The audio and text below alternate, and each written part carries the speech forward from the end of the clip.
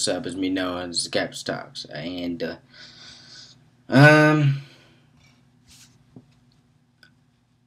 DRRR, Season 2, Episode 7.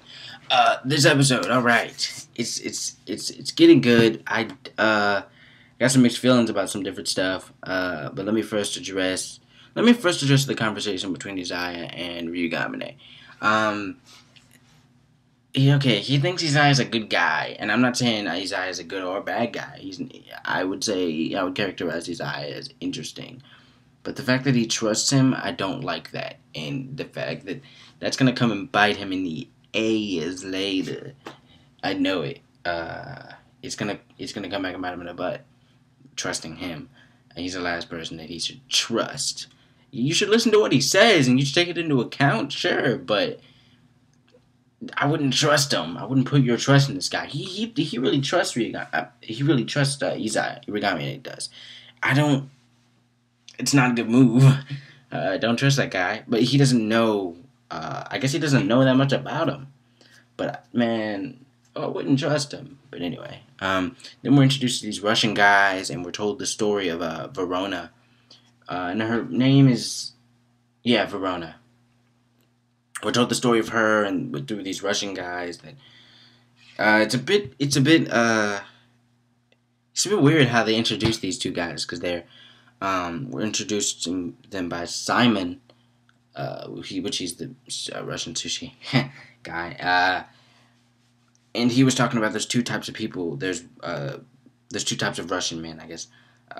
One that's a machine, or two types of. I don't remember exactly what he says. He says something like there are two types of men. One's a machine that work, that's too attached to work, and one has a screw loose in its head, or something like that.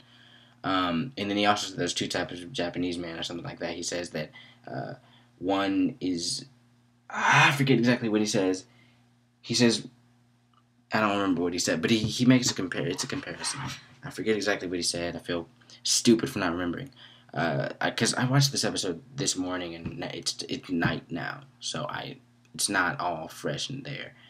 But anyway, we're introduced to, well, we're not introduced, we're told the story of Verona, which is basically the woman that, for one, she's the one who knocked Celti off her bike, and two, she's the one who actually was at the end of last episode when she broke into Sonhar's house, or apartment, I guess. Which was crazy, because I was like, oh crap, what's going to happen? Turns out she wasn't going to kill her. She was just going to injure her really badly, for some reason.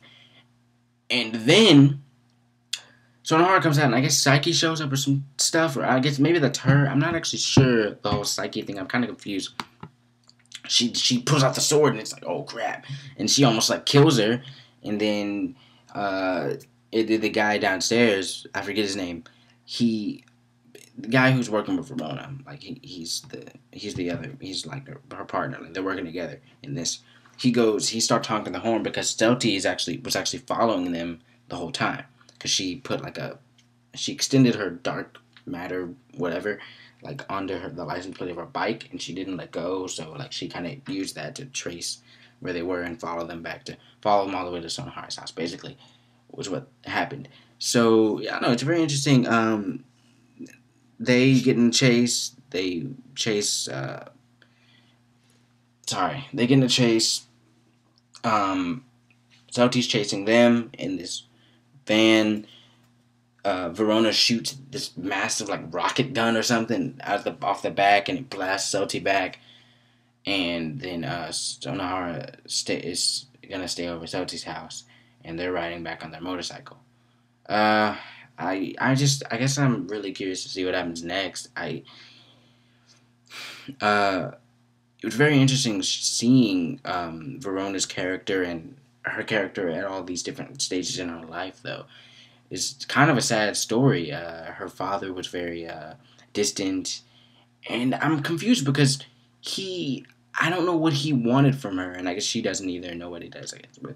But he kind of like kept her at a distance always, and she said he raised me from behind, I only ever saw him from behind, he was always walking away or something like that, something like that. I don't remember the exact words, but yeah, it's just very sad story. And then the burglar came in, and from all the stuff she read from the books, because she's just alone with the books all the time, so she's reading all the time. Of course, everybody knows that she's, her dad's associated with these bad people, so they stay away from her. So she's always alone, and she's always reading books. So a burglar breaks in, and she kills the guy. She ends up killing the guy. I mean, because she learned that from the books and all that.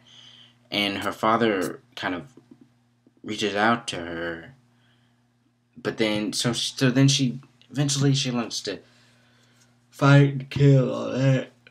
Simon is one of the people to help her do that, but eventually, like, she comes in and she takes out like a whole factory full of rival groups. I don't think they're the mafia, but there's some kind of group, like, rival groups, people, like men. She takes out like all of them, and then her father is like not disappointed. Like, he's disappointed. Like, he's not impressed. Like, he hates that. I was really confused by that, because I'm like, wait, what do you want from her then? Like, I don't understand. But anyway, I'm rambling, kind of. And yeah, it was a great episode, though. I mean, it was pretty good. It was pretty good. I want to see what happens next. I don't want Ryugamine to trust Izaya so much, because you shouldn't trust Izaya, because he's like the orchestrator of all this crap. And I know something's about to go down. So anyway, I'll see you guys next week for that. And Hey Arnold, yes, this week. I'm gonna get back to Boy Meets World soon. I'll get back to it. Alright, I'll see you guys later.